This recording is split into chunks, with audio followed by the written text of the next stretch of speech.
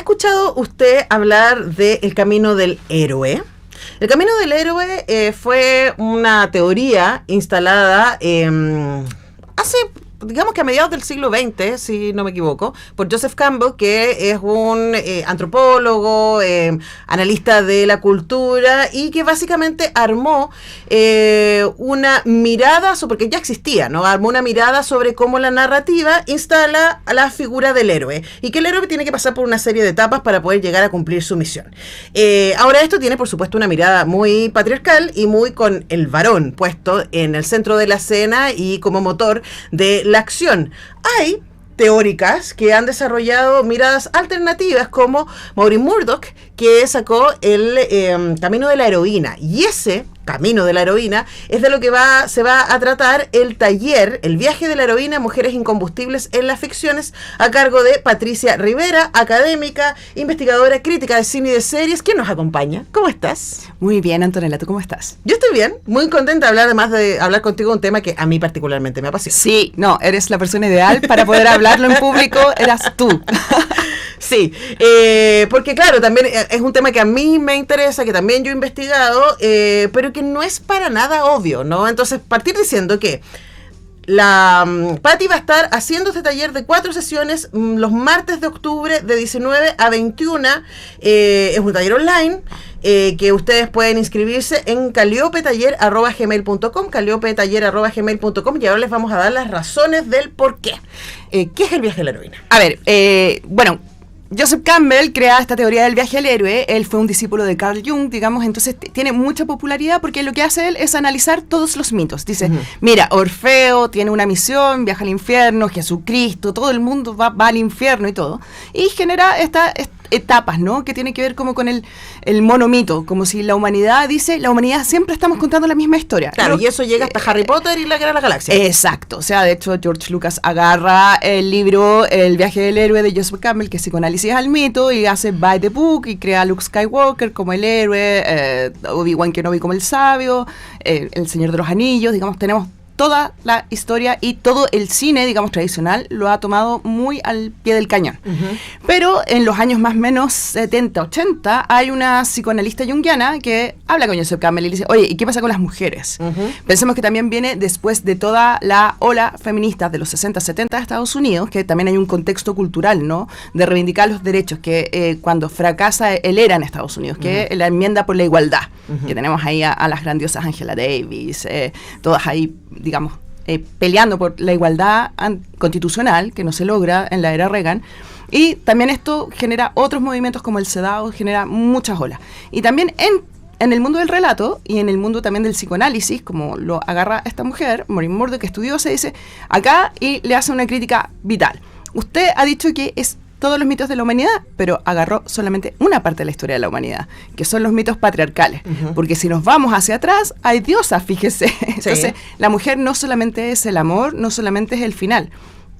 Porque lo que le responde Joseph Campbell a Maureen Murdoch es, sí, pero es que está la recompensa del héroe es en poder encontrar el amor, y ahí está la mujer como el amor. Y le dice, oye, pero igual, francamente, ¿en serio? sí, muy bonito el amor. ¿En serio soy la zanahoria al final del camino? O sea, claro, o sea, como las zanahorias tenemos identidades, tenemos múltiples identidades, podemos elegir si queremos ser zanahoria o tenemos no. Agencia, tenemos agencia. Deberíamos. ¿Cachai? Entonces le dice, ya, pero ¿qué pasa? Acá somos personas, que recordemos así, siempre digo Angela Davis, que el feminismo es la idea radical que las mujeres somos personas.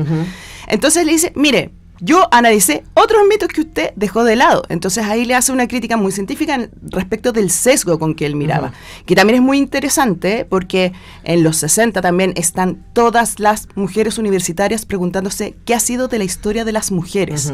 Y hay otro libro vital, que es La creación del patriarcado, de Gerda Lerner, que es una historiadora austriaca, que también está citado hasta en Barbie, que lo encuentra fantástico, y a la luz de todos estos escritos y de preguntarnos dónde hemos estado las mujeres en la historia de la humanidad, aparecieron, dije, fíjese que hay diosas. Y hay un mito fundador súper importante, que es un mito babilónico, que es el primero, que es la historia de Inanna, que es una diosa que tiene que bajar ella al infierno a pelearse con su hermana, ¿ya? Y tiene que pasar 7 etapas y va despojándose de todo mientras viaja al infierno, y su hermana la cuelga y la tortura, y ella le avisa a sus sirvientas, si no vuelvo, y a sus ministros, si no vuelvo en 3 días, por favor vayan a buscarme al infierno. De ahí también tenemos otros mitos como el cristianismo, que viene 3 días muerto y resucita. Y Nana está antes. Y Nana está antes. Mucho antes. Muchos siglos antes, y después está Ishtar y después está Astarte, cosas que también el mundo católico después demonologizó. Claro. Lo dejó como las brujas y como los demonios. Pero este viaje de la heroína que genera Maureen Murdoch, tomando estos mitos, tomando también algunas diosas hindúes y Nana básicamente, y viendo otras deidades femeninas, toma los mismos estadios del viaje del héroe, pero hacia la completitud de lo femenino, de la mujer. Y parte, lo más interesante, que es el llamado a la aventura, es la negación de la madre. Yo no quiero ser como mi madre. Y eso también se puede ocupar para muchas cosas, como por ejemplo guiones, estructuras narrativas, incluso, igual que el viaje del héroe, como para enmarcar la propia vida. Sí. Que ahí es la gracia que uno tiene como para ocuparlo, para jugar, para enmarcarse, saber en qué momento está de... Y para leer desde otros lados también. Ahora, Sí, quizás ahí vale la pena, Pati, marcar 2 cosas que me parecen súper importantes. Las diosas reinaron por más tiempo la humanidad que los dioses patriarcales. Esto es súper importante siempre marcarlo, ¿no? Porque una de las cosas que ha hecho el patriarcado es tratar de instalarse como esto es lo natural, esto siempre ha sido, la humanidad es patriarcal, y la verdad es que no. La historia de la humanidad ha sido equitativa, pensaríamos, o eso es lo que sabemos hoy día a través de la antropología, y en los últimos 10.000, 14.000 años se instala el patriarcado con estos relatos. Claro, y más los últimos 5.000, digamos, así como con más pero tenemos 200.000 años, digamos, o sea, los seres humanos tenemos muchos tiempos sobre la faz de la Tierra. Claro, y lo que hace Maureen Murdoch es ir a cuestionar a Campbell con sus propias herramientas. Es como, usted ha usado los mitos para instalar que esta es el gran relato de la humanidad, y la verdad es que también podemos usar los mitos para decir, oye, pero la humanidad también puede habitarse desde otros lugares. Lo que es un ejercicio científico de las ciencias sociales es como, a ver, ¿cuál es tu marco teórico? Porque si tomas ese marco teórico, tú puedes decir que ese es el monomito, pero si yo te lo amplío, nos damos cuenta que no es la única historia que hay. Y no podemos basarnos simplemente cuando hablamos de la humanidad y queremos decir que la historia de la humanidad hemos contado siempre el mismo mito en los últimos 5.000 años solamente. No tendría sentido. Ahora, yo voy a hacer una simplificación de los caminos para que la gente no se nos pierda, ¿no? Porque el camino del héroe que usted vio en Star Wars, que estuvo en Harry Potter, que básicamente ha visto en casi toda historia heroica, es donde está el héroe ahí haciendo lo suyo sin mucha preocupación, tiene un llamado a la aventura, piensen en el Hobbit, tiene un llamado a la aventura, ¿cierto? Y va a tener gente que lo va a apoyar en este camino, va a tener gente que va a ser antagonista, pero sobre todo siempre en el camino del héroe se va a tener que enfrentar a sí mismo. Ese es el lugar de mayor oscuridad y mayor luz, ¿cierto? Que va a tener el camino del héroe para poder darse la vuelta y llegar a cumplir con su objetivo. Sí. Eso es, como en resumen. Ir a donde está la sombra. Exactamente. Y al inframundo. Si no lo ha leído, yo siempre le invito a que lea Historias de Terramar, porque ahí Historias de Terramar, Ursula K. Le Guin hace un trabajo con el mito del héroe que es una maravilla, pero de verdad una cosa maravillosa.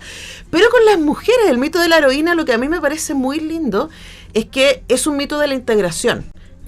Porque ella parte diciendo, rechazo a mi madre y rechazo también lo que se me ha enseñado de ser mujer. Sí. Y la heroína va a tomar de alguna manera las armas de lo masculino, de lo que se ha denominado masculino, para ir a poder cumplir su destino. Pero la vuelta que se tiene que dar la heroína no es solo la batalla contra sí misma, contra su lado oscuro, sino contra aquello que le han dicho que no es útil, que es lo femenino. Exacto. Entonces la heroína va a tener que integrar ambos elementos, lo femenino y lo masculino, lo que se le ha dicho que está dividido, y lo va a tener que integrar para poder cumplir su misión. Sí, vamos a ponerlo así más en cultura pop, que es lo que a mí me fascina. Por ejemplo, Valiente de Pixar, la historia de Mérida, que en dibujitos animados es el viaje de la heroína. Ella no quiere casarse, ella quiere seguir con su arco y su flecha. Lo tenemos también en Arya Stark, en Game of Thrones. Claro. Que Arya es de por sí es la heroína propia del viaje. Ella quería su arco y su flecha, no le interesaba ser princesa ni nada. Era la regalona del papá. Pero además porque se le enseñó a ella en ese contexto, a ambas, claro, que ser princesa era tener un lugar secundario. Que lo femenino era una cosa muy acotada y encerrada. Y menor. Entonces no quiere ser como tu madre, que es la representación de esto. Entonces la integración de esto se integra precisamente el mundo del cuidado, del afecto, de lo protectivo, para poder salir del infierno. No hay manera que uno salga del infierno si no es con afecto. Así Sí, como la única manera que bueno, uno lo- especialmente en esta época, ¿cierto? Yo creo que la ternura es un lugar que nos sostiene. O sea, la ternura es súper revolucionaria. O sea, hace unos días atrás la Corte Interamericana de Derechos Humanos declaró los cuidados como uno de los derechos humanos fundamentales. Y eso es también revolucionario, sobre todo en estos tiempos. El derecho a cuidar y a ser cuidada. Ahora, a mí me pasa con Murdoch, que por supuesto la celebro y le agradezco tanto, ¿cierto? Porque a quienes nos interesan los relatos, y como a tú y a mí, la cultura pop, y ver cómo esos relatos básicamente instalan nuestras posibilidades en la cabeza. Yo creo que eso es lo más poderoso, ¿no? Es como que se nos olvida que lo que vemos es lo que se transforma en posible en nuestra mente. Entonces, si yo veo, nosotros, tú y yo, nos criamos con La Sirenita, no con Valiente. Sí. O sea, nuestro referente era Ariel, no era Mérida. Claro. Entonces era una mujer que dejaba su mundo por ser vista por un varón. Se quedaba sin voz la pobre. O sea, sin voz. La mejor es la bruja y me encanta. Sí, no, Pobres almas en desgracia. entiende todo, ella entiende todo.